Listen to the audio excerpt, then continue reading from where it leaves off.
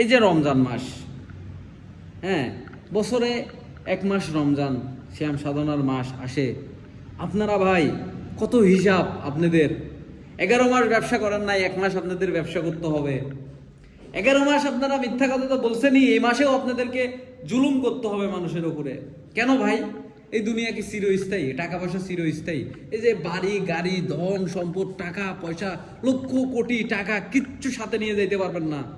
এই যে আমরা এই যে রোজা রাখছি, দেখেন তো আল্লাহর হুকুম, সারাদিন আমরা এক ফোঁটা পানিও খাইতে পারবো না।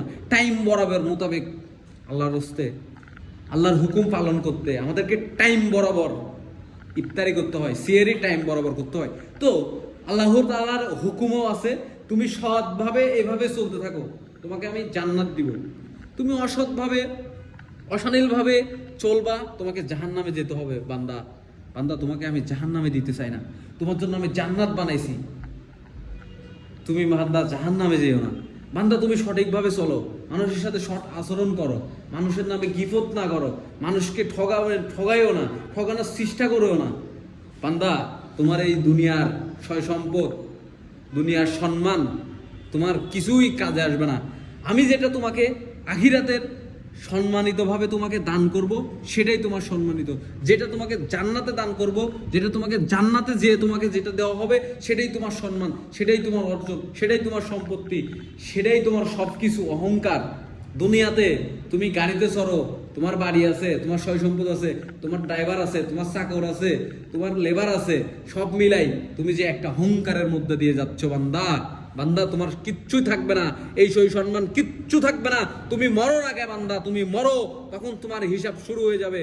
আমি বলি কি, কুল্লি নাফসি যাওয়াইকাতুল মউত, তুমি যখন মৃত্যু বরণ করবা আমার হুকুমে, আজরাইল তোমার কাছে যখন যাবে, তখন তোমার আর কোনো হিসাব চলবে না দুনিয়ার।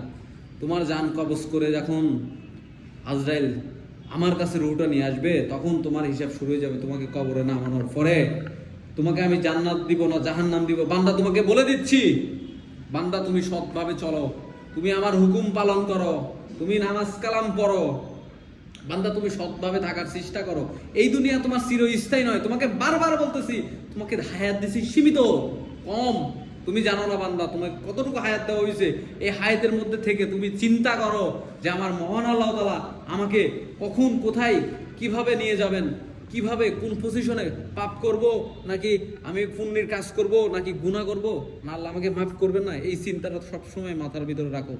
এই যে রমাদান মাস, আপনারা যারা জুলুম করার জন্য উঠে পড়ে লাগছেন, জুলুম করতেছেন মানুষের উপরে, আরে অন্য অন্য দেশে রমজান মাসে আল্লাহর রহমত ঢেলে দেয়। তারা জানে আল্লাহ তাআলার সন্তুষ্টি আমাদেরকে কাজ করতে হবে। এই সম্পদ চিরস্থায়ী নয়, এই সম্পদ আমাদের জন্য, আল্লাহর বান্দার জন্য। তো কেউ ধরে রাখার চিন্তা করো না। এই রমজান মাসে দেখেন কত দান সদকা মানুষ করে। আল্লাহ তাআলা আপনাকে তো দান সদকা করতেই বলছে তো, আপনাকে টাকা পয়সা ধন সম্পদ দিছে দান সদকা করার জন্য, আপনার প্রতিবেশী গরিব মানুষ আশেপাশে দেখার জন্য, আপনাকে ধন সম্পদ ধরে রাখার জন্য না, ধরে রেখে ছেলে মেয়েকে দিয়ে যাওয়ার জন্য না। আপনার হায়াত জীবনে আপনি কি করছেন এটা হিসাব নেওয়া হবে। এটা যদি আপনি জানেন, আপনি বিশ্বাস করেন, তাহলে আপনি এত কেন কঠোর? মাঝে সাঝে আমার খারাপ লাগে, মাঝে সাঝে আমার অনেক খারাপ লাগে।